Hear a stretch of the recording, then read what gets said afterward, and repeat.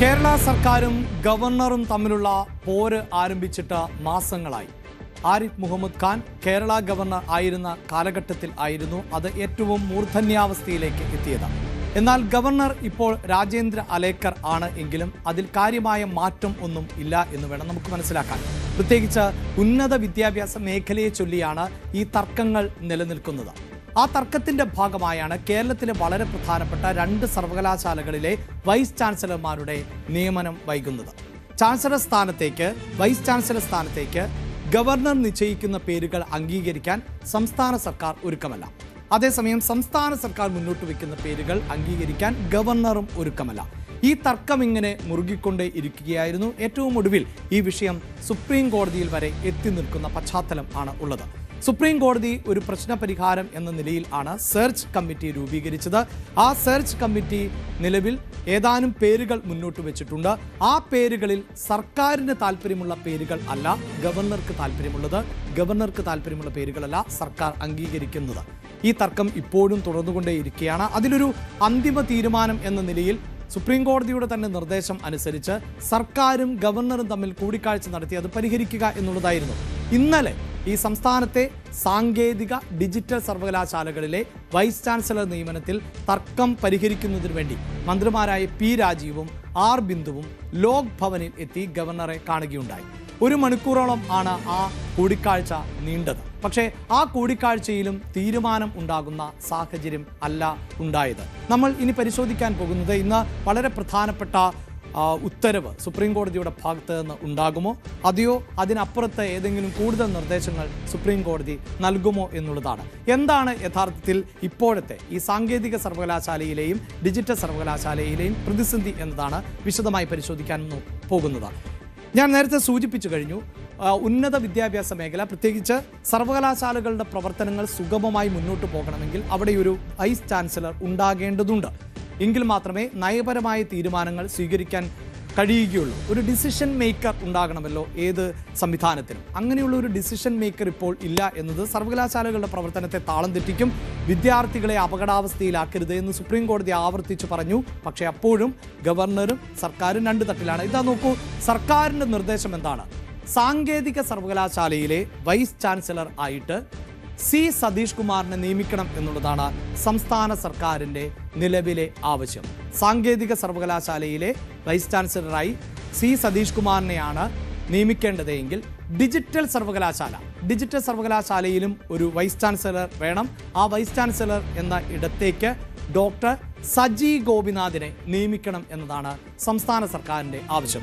ഇങ്ങനെ 2 പേരുകൾ സംസ്ഥാന സർക്കാർ മുന്നോട്ട് വയ്ക്കുമ്പോൾ ഗവർണർ ഇത് അംഗീകരിക്കാൻ ഒരുക്കമല്ല. ഗവർണർ മുന്നോട്ട് വയ്ക്കുന്ന പേരുകൾ ഏതൊക്കെ എന്ന് നമുക്ക് പരിശോധിക്കാം.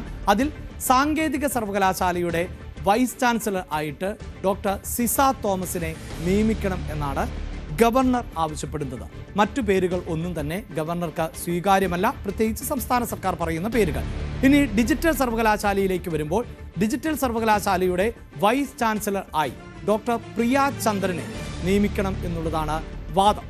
ഇങ്ങനെയുള്ള വാദം ആണ് ഈ സിസ തോമസിനെ ഒരു ഭാഗത്ത് ഗവർണർ അംഗീകരിക്കുമ്പോൾ സർക്കാർ അംഗീകരിക്കുന്നില്ല. ഇങ്ങനെയുള്ള വാദം ആണ് ഈ വിഷയത്തിൽ വലിയ പ്രതിസന്ധി സൃഷ്ടിച്ചുകൊണ്ടിരിക്കുന്നത്. ഇതിൽ ചില അഭിപ്രായ ഭിന്നതകൾ എങ്ങനെ പോകുന്നു എന്നതുകൂടി നമുക്ക് പരിശോധിക്കാം.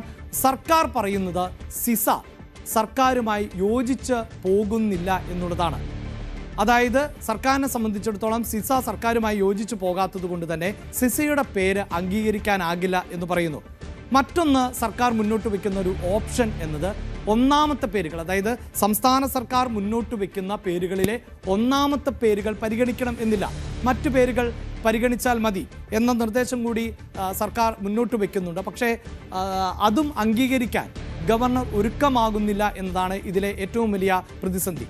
അപ്പോൾ സിസ തോമസ് സർക്കാരുമായി യോജിച്ചു പോകുന്നില്ല എന്നും ഒന്നാമത്തെ പേരുകൾ അംഗീകരിക്കേണ്ടതില്ല, മറ്റു പേരുകൾ അംഗീകരിച്ചുകൊള്ളൂ എന്ന് സർക്കാർ പറയുമ്പോഴും ഗവർണർ നൽകുന്ന പേരുകൾ അംഗീകരിക്കുന്നുമില്ല. ഇതിനൊരു മറുവാദം കൂടി ഉണ്ടാകുമല്ലോ. സ്വാഭാവികമായും ഗവർണറുടെ ഭാഗത്ത് നിന്ന് മറുവാദം ഉണ്ടാകും. ഈ സിസയെ അംഗീകരിക്കില്ല എന്ന് പറയുമ്പോൾ എന്തുകൊണ്ടാണ് സിസയെ അംഗീകരിക്കാത്തത് എന്ന ചോദ്യത്തിന് അടക്കം ഗവർണറുടെ വാദം എന്നത് പ്രധാനപ്പെട്ടതാണ്. അതിൽ ഗവർണർ ഉന്നയിക്കുന്ന പ്രധാനപ്പെട്ട വാദം എന്നത് സിസയെ 5 കമ്മിറ്റികളിൽ ഉൾപ്പെടുത്തിയത് സംസ്ഥാന സർക്കാർ തന്നെയാണ് എന്ന് ഉള്ളതാണ്. അതായത് ടെക്നോ പാർക്ക്, ഇൻഫോ പാർക്ക് എന്നിവയുടെ സിഇഒയെ തെരഞ്ഞെടുക്കുന്ന കമ്മിറ്റിയിൽ സിസ തോമസിനെ ഉൾപ്പെടുത്തിയിരുന്നു. ഇത് സംസ്ഥാന സർക്കാരാണ് ഉൾപ്പെടുത്തിയത്. മറ്റൊന്ന് കെ സ്പേസ്, ഇഗ്ഫോസ്, കെ ഫോൺ എന്നിവയുടെ നേതൃനിരയിലും സിസ തോമസ് പ്രവർത്തിച്ചിട്ടുണ്ട്. ടൂറിസം വകുപ്പിന് വേണ്ടി ഡിജിറ്റൽ പ്ലാറ്റ്ഫോം തെരഞ്ഞെടുക്കുന്ന കമ്മിറ്റിയിൽ സിസ തോമസിനെ സർക്കാർ അംഗമാക്കിയിരുന്നു.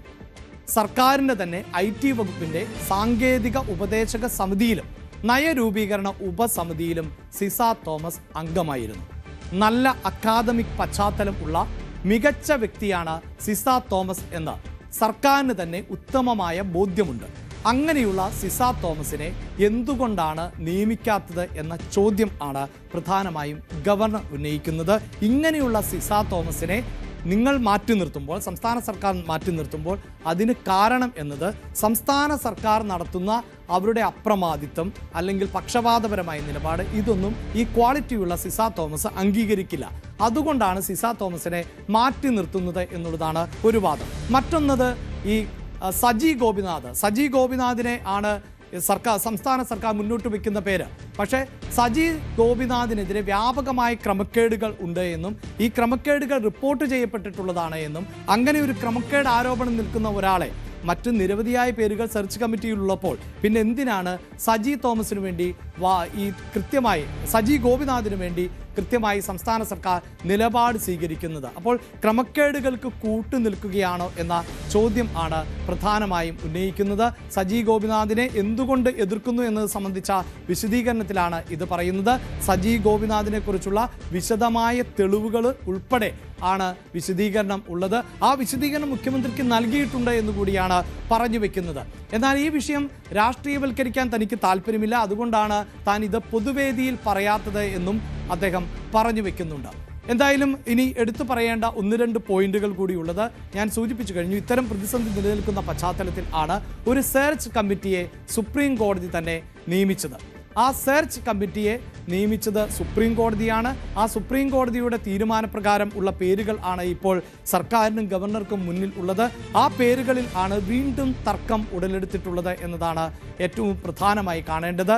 ഈ സെർച്ച് കമ്മിറ്റി നൽകിയിട്ടുള്ള പേരുകളിൽ തന്നെ എതിർപ്പ് നിലനിൽക്കുന്ന പശ്ചാത്തലം ആണ് പ്രധാനമായും ചർച്ച ചെയ്യപ്പെടുന്നത്. ഞാൻ ഇനി കൂടുതൽ ഡേറ്റകളിലേക്ക് വരുന്നതിന് മുമ്പ് ഞങ്ങളുടെ പ്രതിനിധി മിഥുൻ ചേരുന്നുണ്ട്. കാരണം ഇതിപ്പോൾ വർഷങ്ങളായി കോടതിയുടെ മുന്നിൽ ഇരിക്കുന്ന, അല്ലെങ്കിൽ വർഷങ്ങളായി സംസ്ഥാന സർക്കാരും ഗവർണറും തമ്മിൽ പോര് തുടരുന്നു. അതിൻ്റെ ഭാഗമായി ഏറ്റവും പ്രധാനപ്പെട്ട സർവകലാശാലകളിൽ ആണ് ഇപ്പോൾ VC-മാർ ഇല്ലാത്ത ഒരു സാഹചര്യം ഉണ്ടാകുന്നത്.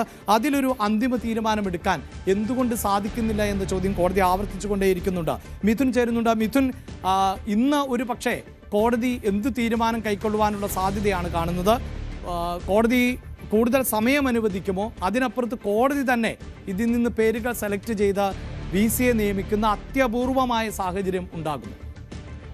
അഭിലാഷ്, അല്പസമയത്തിനകം തന്നെ കോടതിയുടെ പരിഗണനയിലേക്ക് ഈ വിഷയം വരികയാണ്. അതായത് നേരത്തെ തന്നെ സുപ്രീം കോടതി നിർദ്ദേശപ്രകാരമാണ് സംസ്ഥാന സർക്കാരും ഗവർണറും തമ്മിലൊരു കൂടിയാലോചന അല്ലെങ്കിൽ അത്തരത്തിലൊരു സമവായ നീക്കത്തിലേക്ക് പോവുകയും ചെയ്തു. പക്ഷേ നമ്മൾ ഒരു കാര്യം ഓർക്കണം, അതായത് സുപ്രീം കോടതി ഈ ഒരു കാര്യം നിർദ്ദേശിച്ചിട്ട് കുറച്ച് കാലങ്ങളാകുന്നു എന്നുള്ളതാണ്. വളരെ കുറച്ചധികം ദിവസങ്ങൾ കഴിഞ്ഞിട്ട് ഇന്ന് കേസ് സുപ്രീം കോടതിയുടെ പരിഗണനയിൽ വരുന്ന തൊട്ട് മുന്നത്തെ ദിവസമായ ഇന്നലെ മാത്രമാണ് ഈ ഒരു സമവായ ചർച്ചയ്ക്ക് ഇരു കൂട്ടരും തയ്യാറായി എന്നുള്ളതാണ്. അതിൽ മന്ത്രി P. രാജീവും ഒപ്പം തന്നെ R. ബിന്ദുവും ഉൾപ്പെട്ട മന്ത്രിമാർ ലോക് ഭവനിലേക്ക് എത്തുന്നു. ഏകദേശം 1 മണിക്കൂറോളം ഈ ഇരു കൂട്ടരും കൂടിയാലോചനകൾ നടത്തുന്നു, അല്ലെങ്കിൽ കൂടിക്കാഴ്ച നടത്തുകയും ചെയ്തു. പക്ഷേ ഈ 2 കൂട്ടരും മുന്നോട്ട് വെക്കുന്ന ഈ 2 പേരുകളിൽ നിന്ന് ഒരു തരത്തിലും പിന്നോട്ട് പോകാൻ ഇരു കൂട്ടരും തയ്യാറാകുന്നില്ല എന്നുള്ളതാണ് ഈ സമവായത്തിലെത്താൻ സാധിക്കാതെ പോകുന്നത് എന്നുള്ളതാണ്. എന്നാൽ നമുക്കറിയാം, നേരത്തെ സുപ്രീം കോടതി ഈ കേസ് പരിഗണിച്ചപ്പോൾ വളരെ രൂക്ഷമായ ഭാഷയിൽ തന്നെയായിരുന്നു അന്ന് പ്രതികരിക്കുകയും ചെയ്തത്. പ്രത്യേകിച്ച് വിദ്യാർത്ഥികളുടെ ഭാവി അനിശ്ചിതത്വത്തിലാക്കുന്ന തരത്തിലുള്ള നടപടിയാണ് ഇരു കൂട്ടരുടെയും ഭാഗത്തുനിന്ന് ഉണ്ടാകുന്നത്. അതുകൊണ്ട് തന്നെ കാര്യങ്ങൾ പറഞ്ഞു തീർക്കണം. ഒരു തരത്തിലും ഒരു കാലതാമസം ഇക്കാര്യത്തിൽ ഉണ്ടാകാൻ പാടില്ല. അത് വലിയ പ്രതിസന്ധിയിലേക്ക് പോവുകയും ചെയ്യും. വിദ്യാർത്ഥികളുടെ ഭാവി അത് പന്താടാനുള്ളതല്ല എന്ന രീതിയിലുള്ള ചില പരാമർശങ്ങൾ സുപ്രീം കോടതിയുടെ ഭാഗത്ത് നിന്ന് വരികയും ചെയ്തു. അതല്ല എങ്കിൽ, നിങ്ങൾ ഒരു സമവായത്തിൽ എത്തുന്നില്ല എങ്കിൽ ഞങ്ങൾ തന്നെ, അതായത് സുപ്രീം കോടതി തന്നെ നേരിട്ട് ഈ 2 സർവകലാശാലയിലെ നിയമനം നടത്തും എന്നുള്ള വളരെ പ്രധാനപ്പെട്ട ഒരു കാര്യം കൂടി അല്ലെങ്കിൽ സുപ്രീം സുപ്രീം കോടതി മുന്നോട്ട് വയ്ക്കുകയും ചെയ്തു.